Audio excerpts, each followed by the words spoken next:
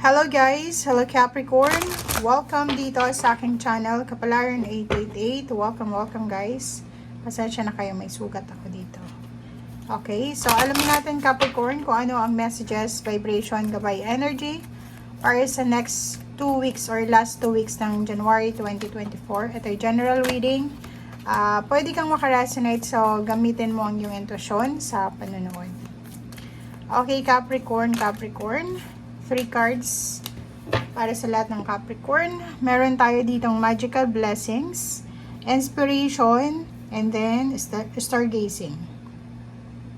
Sa last 2 weeks ng January 2024, ang sinasabi ng Baraseo dito na kung ano man ang pinagdadaanan mo sa mundo, sa buhay mo, wag kang masyadong maging negative or wag mong masyadong bigyan ng pansin or yes, human being, syempre bibigyan mo ng pansin, may stress ka, magkakaproblema ka, malulungkot ka. But ang sinasabi ng magical blessings na to na hindi mo dapat parang sinisikil yung iyong damdamin sa mga pinagdadaanan mo sa ngayon. Kasi ito is baraha ito na nagsasabi na kahit walang human beings na or kapamilya, kaibigan, or individual na tinutulungan ka sa mga pinagdadaanan mo sa ngayon, nakakasigurado ka or siguradong may mga spiritual helpers, angels, guides ka na naandyan sila sa paligid mo na ina-assist ka nila sa mga needs and wants mo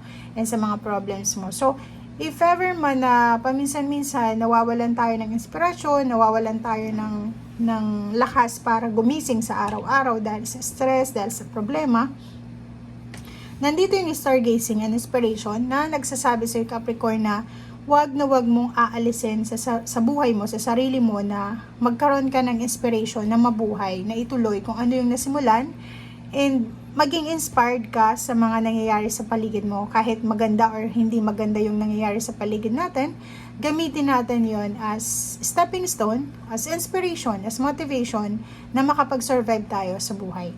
May mga iba sa inyo magtatanong, paano ako? Wala akong inspiration, single, walang kapamilya.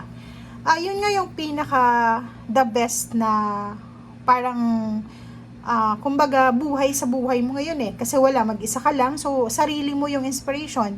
So ilagay mo yung daliri mo sa ilong mo, 'di ba?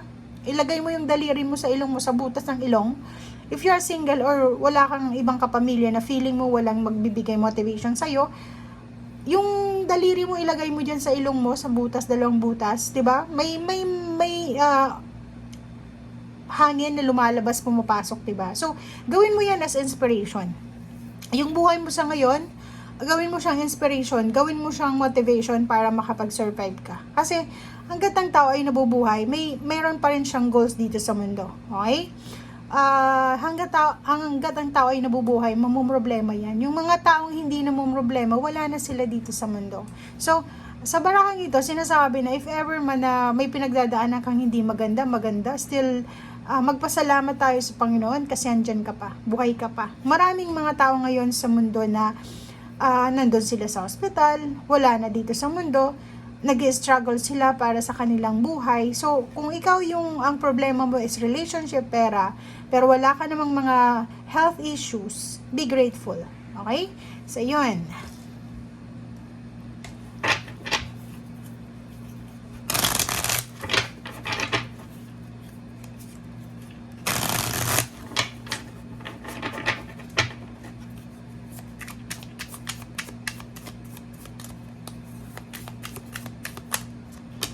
Okay. Queen of Fire, and then Page of Water, and Release. So, ang 3 cards na to guys is nagsasabi sa inyo na kailangan mo nang tapusin or bigyan mo yung sarili mo kasi double confirmation ng freedom na sinasabi na kailangan mong maging matalino, kailangan mong maging determinado kung gusto mong makaalis sa sitwasyon na meron ka sa ngayon. Okay?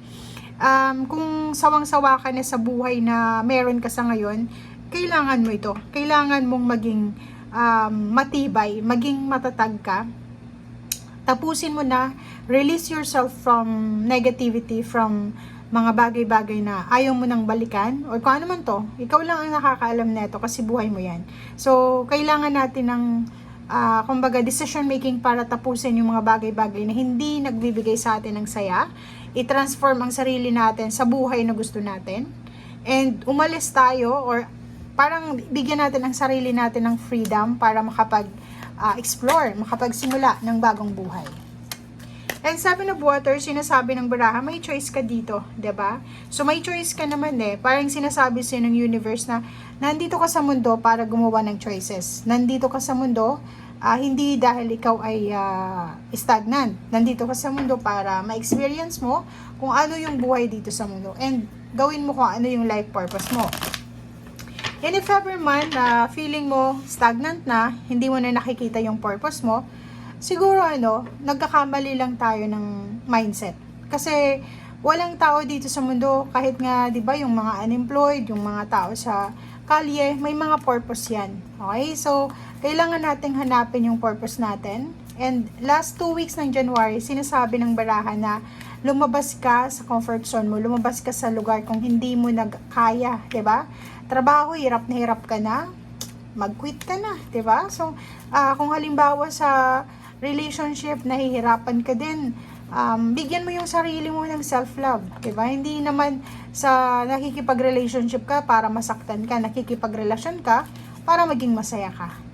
Okay, so reverse yung 7 of Pentacles. Nakikita ko sir dito, may iba sa inyo na naghihintay ng pera, naghihintay ng offer ng work, may naghihintay na Capricorn ng tulong pinansyal.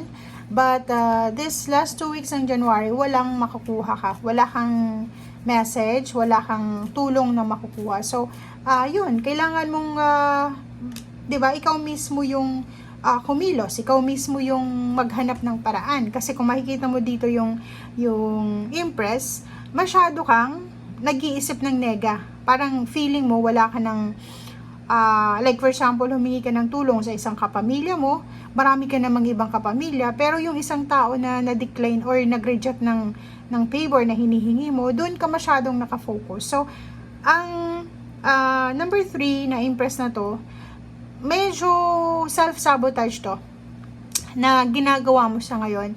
May iba ditong Capricorn na sobra-sobra yung pagtatrabaho, araw-gabi, hindi na balance yung kanilang sleeping time, yung pagkain, yung resting time, yung family life, love life, spiritual life, hindi na balance. So, take care of your body, take care of yourself, or take care of kung ano man ang meron ka sa ngayon na kailangan ng pangangalaga. Okay. Diba? So, kung makikita mo dito, kailangan mong magpakatatag. Kailangan mong magpakatatag, kailangan mong maging strong kung gusto mong marating yung sobra-sobrang positive na life. Kasi, nasa atin yun if masyado tayong nagdudwell sa negativity, masyado tayong nawawala ng pag-asa, nawawala ng tiwala sa ating sarili, sino pa yung magtitiwala sa atin, diba? So, lakasan mo yung loob mo, may choice ka. Huwag mong isipin na nandyan ka sa stagnant na situation or stagnation, wala ka ng choice. Malay mo, ngayon lang yan, diba? So, sinasabi ng Baraser dito, release yourself from stagnation, from negative thoughts and healthy habits, or sa mga bagay-bagay na alam mo na hindi makakabuti sa'yo. And take care of your body. Physical health, mental health, emotional health, financial health.